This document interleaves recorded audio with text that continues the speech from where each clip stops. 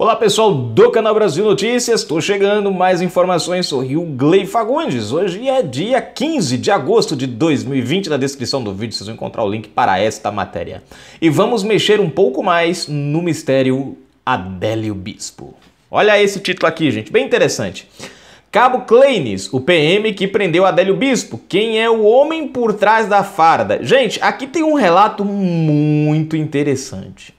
Eu acho que vale a pena você ficar aí até o final do vídeo. Se inscreve, comenta, compartilha, deixa o seu like, aperta o sininho das notificações na descrição do vídeo. Tem conta bancária, curte nosso canal, gosta do nosso trabalho, seja um apoiador e um colaborador. Presta atenção nisso aqui, gente. Vamos lá? Estamos vendo algumas reportagens sendo trazidas à tona sobre o atentado contra o então candidato ao cargo à presidência da República, Jair Messias Bolsonaro. Adélio Bispo foi o homem que cometeu o atentado em Minas Gerais e sobre essa ação muitas lacunas não foram completadas, deixando a grande dúvida para a população.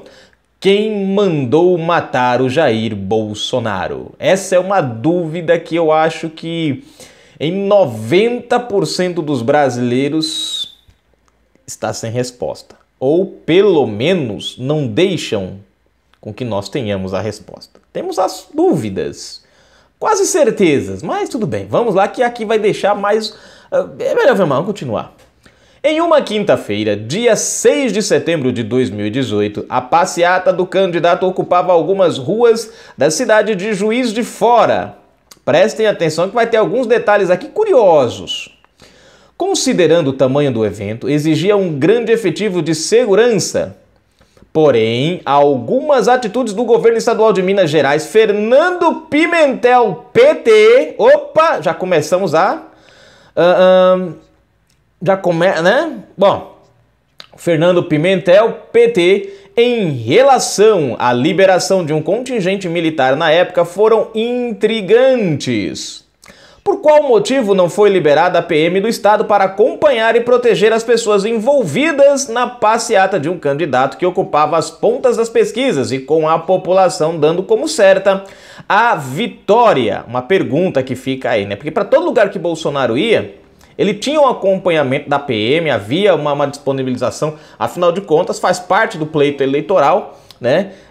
Os candidatos que estão assim à ponta vamos dizer assim, assumindo as lideranças, sempre terem o apoio da polícia estadual durante os comícios, durante as passeatas. E estranhamente, no caso do PT aqui do Pimentel, não se entende por que não foi liberado. Levando em consideração que em todos os outros eventos do candidato, o estado de Minas Gerais sempre colocou um aparato à altura da necessidade de segurança para o candidato Jair Bolsonaro. Não é compreensível que justamente na data do atentado... Perdão, gente. É compreensível que justamente na data do atentado na cidade de Juiz de Fora não houvesse policiamento para a segurança do evento? Quer dizer, justamente no dia do atentado, as outras como é que a gente fala?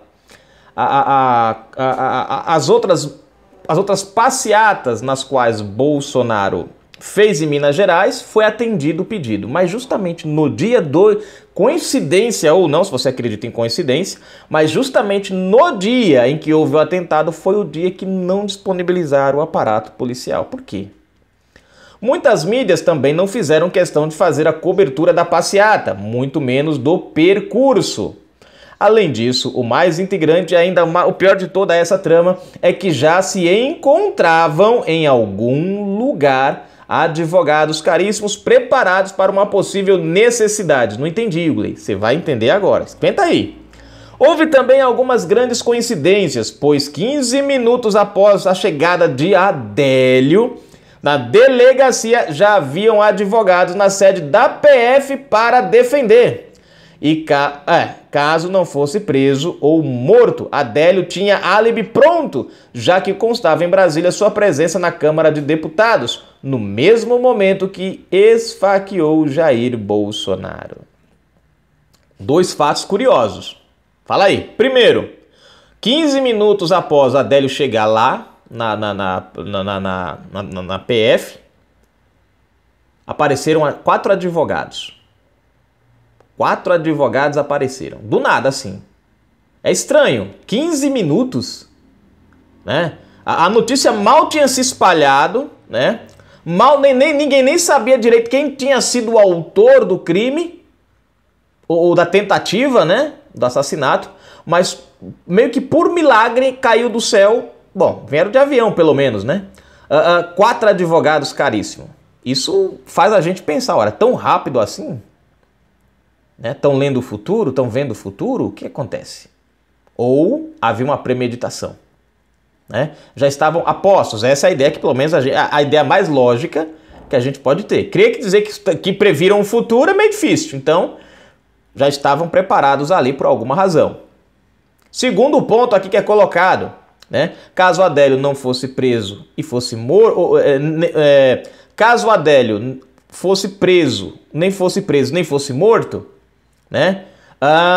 Havia também uma passagem dele na Câmara, ou uma suposta passagem dele na Câmara, exatamente no horário em que Bolsonaro recebeu a facada. O mais estranho, gente, é que essa investigação sobre a Câmara, a presença dele lá na Câmara, que foi justamente para ver o PSOL, por incrível que pareça, essa investigação foi aberta num dia e no mesmo dia foi fechada. E a desculpa foi que o cara que estava lá, o cidadão que fica no computador, disse que não foi um erro. Eu fui ver se o Adélio estava por aí, fui ver se tinha alguma passagem do Adélio e acabei colocando o nome do Adélio lá. Gente, quem mexe com o computador, quem trabalha com esse tipo de programa, sabe muito bem que não é assim tão simples. Não é assim tão simples. Você vai lá e pá, sem querer você coloca. Mas vamos continuar. Muitas lacunas aí. Vamos lá. Então, onde entra Cabo Clênis nessa história? Quem é esse PM? Bom, vamos lá. Clênis é um morador de Juiz de Fora que cresceu vendo o trabalho de seu pai, Sargento Jurandir, também da PM de Minas Gerais. Em seu pai viu o exemplo do combate ao crime, valores morais, patriotismo, decência, família e Deus para todos. Seu pai, seu herói. Como todo menino, sonhou um dia vestir o mesmo uniforme de seu herói e praticar a educação que recebeu. Para isso, abriu mão já na adolescência de muitas regalias para se ocupar em cursos preparatórios, dedicando aos estudos, em média 8 horas por dia, para o concurso da Polícia Militar de Minas Gerais. Em 12 de fevereiro do ano de 2007, mudou-se para a cidade de Bom Despacho, onde ingressou nas fileiras da PM, na graduação de soldado de segunda classe, Centro-Oeste Mineiro, e em 2008 foi transferido para o 1º BPM-MG. Sua dedicação e ótimas pontuações, chegando ao conceito máximo na corporação, fez com que em 2015 ocorresse a promoção e graduação a Cabo PM. Preste atenção, homem simples com exemplos em casa, buscava o melhor. Prestem bem atenção nesse histórico dele aqui, depois vocês vão ver um negócio meio esquisito. Bom, buscando algo melhor para o seu futuro. Vamos lá.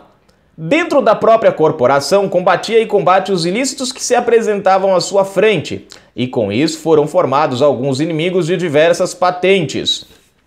Segundo fontes, Cabo Clênis foi vítima de inúmeras ações descabidas, insidiosas e criminosas, com clara intenção de prejudicá-lo e até mesmo encarcerá-lo. Foi acusado injustamente por inúmeras transgressões disciplinares, bem como diversos crimes militares, aos quais somados superariam a marca de mais de 30 longínquos anos de prisão. Porém, conforme dito por esta fonte, o intuito era calar o Cabo Clênis. Qual o motivo de estar sendo levantada essa história? É um caso que envolve a facada de Bolsonaro. Opa, as coisas vão começar a se encaixar. Clênis, assim como tinha visto em caso o exemplo contra o crime, tinha um herói em seu pai, queria ir mais longe e lutar contra um sistema de corrupção e se lançou como candidato a deputado federal pelo PSL em 2018 e viu no então candidato Bolsonaro o herói e exemplo a ser seguido. Juntou as moedas que tinha e com a ajuda de amigos foi para a passeata do candidato naquele dia. Por estar próximo a Bolsonaro, quando este sofreu o ataque, Clênis viu o homem autor do atentado sendo agarrado por apoiadores no meio da multidão. Como todo policial decente, mesmo em gozo de licença por estar na disputa de um cargo eletivo, colocou-se em risco e correu para assegurar a vida daquela pessoa, para levá-lo preso, conforme a lei. Ou seja, o policial ali viu que o Adélio Bispo, apesar do Adélio ter dado a facada, mas ele, como policial, né, e tem a obrigação de preservar a vida até mesmo do agressor, né, se ele não tivesse tomado ali à frente, Adélio Bispo possivelmente teria sido morto, e uma vez morto, a história morreria ali. Né? Nós não ia termos ideia de que, né, nós não ia termos acesso a essa questão da Câmara, né, dessa coisa esquisita na Câmara, do Adélio estar lá ao mesmo tempo estar em Juiz de Fora, né? Nós não ia termos esses advogados que iam aparecer do nada, não ia ficar essa coisa do telefone lá escondido que está lá até hoje, né, por ordem do STF, bloqueado lá com a habeas corpus, ninguém pode mexer, né? Ou seja, ninguém ia ter noção, né, do que estava por trás. Graças ao Cabo Clênis em correr lá e preservar a vida do Adélio, levá-lo e tudo, e cair em julgamento, a gente começou a fazer as ligações, os nossos pontinhos, né? Vamos lá, continuando. Mesmo em meio ao tumulto, o objetivo do Cabo Clênis foi alcançado quando conseguiu levar o suspeito para um prédio. Nesse prédio, por muito tempo, Cabo Clênis ficou com o autor da facada, sendo ele o primeiro a revistar e conversar com Adélio enquanto aguardava viaturas da polícia militar chegarem. Preste atenção ao local.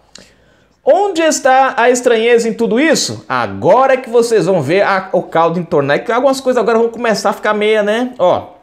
Porque o PM que estava em licença para concorrer ao pleito e deu voz de prisão a Adélio foi colocado como testemunha dos fatos. Espera aí, ele não foi só testemunha dos fatos.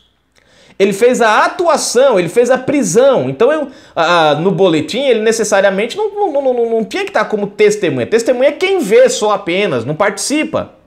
Ele estava lá, viu o fato e, além de ver o fato, agiu, deu voz de prisão ali, segurou o elemento. Agora, presta atenção aqui também que não tem mais. Qual o motivo do cabo constar no BO como servidor inativo e não servidor licenciado? E qual a diferença? Inativo é o cara que não trabalha mais. Por exemplo, um policial aposentado, um policial que não está mais na corporação, ele foi um servidor e está fora.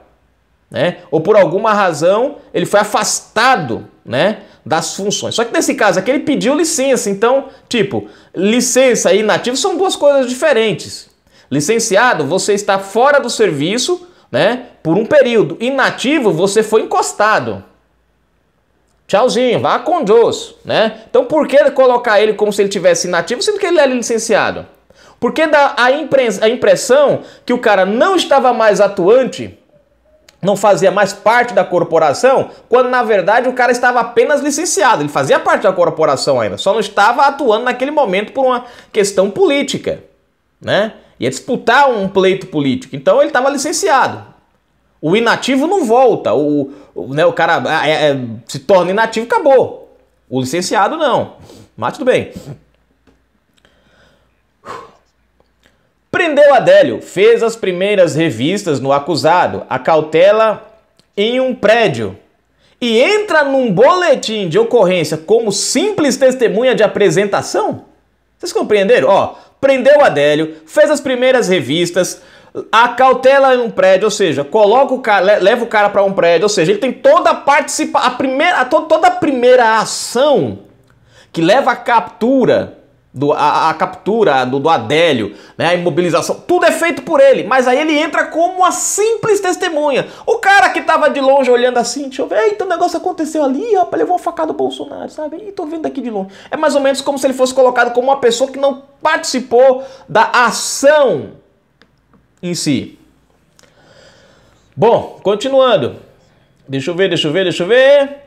Ou seja, o cabo Clênis apenas tomou conhecimento do fato por ouvir dizer. Pelo menos é a ideia que o boletim passa. Como eu falei para vocês, o boletim passa a ideia de que ele não estava presente ou não participou da ação. Quando na verdade ele participou. Veja que já há uma manipulação aqui né? O próprio BO descreve que a atuação do cabo Clênis foi dar a ordem de prisão. Fontes informam que depois do ocorrido, o cabo Clênis foi reformado. Cara novo, uma carreira pela frente, reformado? Estranho, não? Quer dizer, peraí, por que o cara é... Por quê? Né? Qual o propósito disso? Justamente nesse caso do Adélio, não era para o cara ser reformado, gente. Esse cara era para receber uma medalha. Né? O cara atuou perfeitamente como policial, mesmo estando licenciado, mas ele agiu em defesa da vida e o mais importante, ele foi lá em defesa do autor do crime, para preservar a vida do autor do crime. Ou do cara que tentou praticar, né, o assassinato. Então a ação dele, a conduta dele foi exemplar, mas o que ele ganhou? Ele foi reformado. Acontecimentos viram à tona, como por exemplo uma pessoa também presa por policiais militares de MG, os quais estavam de licença para concorrer a pleitos eletivos. Estes, juntamente com um delegado, conduziram o suspeito para a delegacia, o qual sequer foi ouvido. Compreenderam? Coisa estranha. Peraí. É obrigação da polícia ouvir todo mundo. Mas por que esse suspeito não foi ouvido? Cabo Clenis, cristão, exemplos em casa, desde seus avós e por último, pai que é militar. Cadê? Onde foi que eu parei? Aqui. Ombreou fileiras da digníssima PMMG como seu herói. Buscou como exemplo de político o homem que é contra os ilícitos do sistema.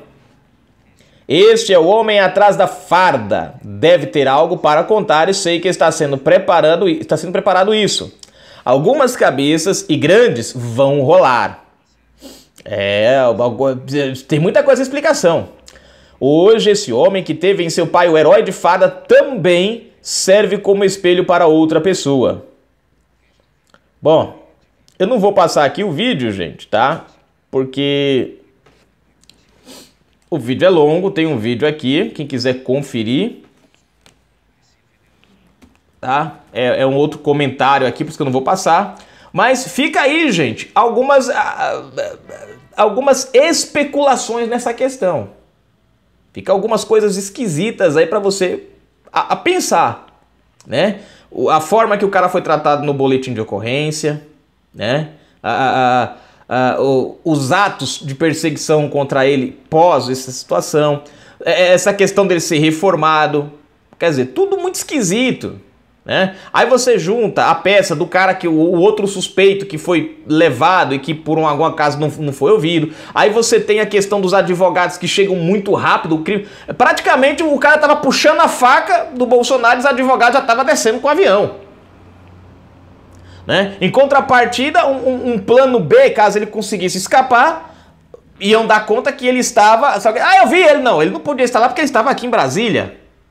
Né? Quer dizer, o mais interessante é que o nome do cara lá em Brasília aparece no momento do horário da facada, abre-se uma investigação e em menos de 24 horas se fecha a investigação. Estranho, esquisito isso daí. Né? Muito estranho. Então, o engraçado, gente, é que eu nunca vi dizer que lá em Brasília acontecera esse erro. Esse erro aconteceu justamente, exclusivamente no dia da tentativa de assassinato do Bolsonaro. Então são pontos que você deve ir pensando aí. Vai pensando. Canal Brasil Notícias, daqui a pouco a gente volta. Muita coisa ainda vai... Tem muita coisa para ser descrita por aqui ainda.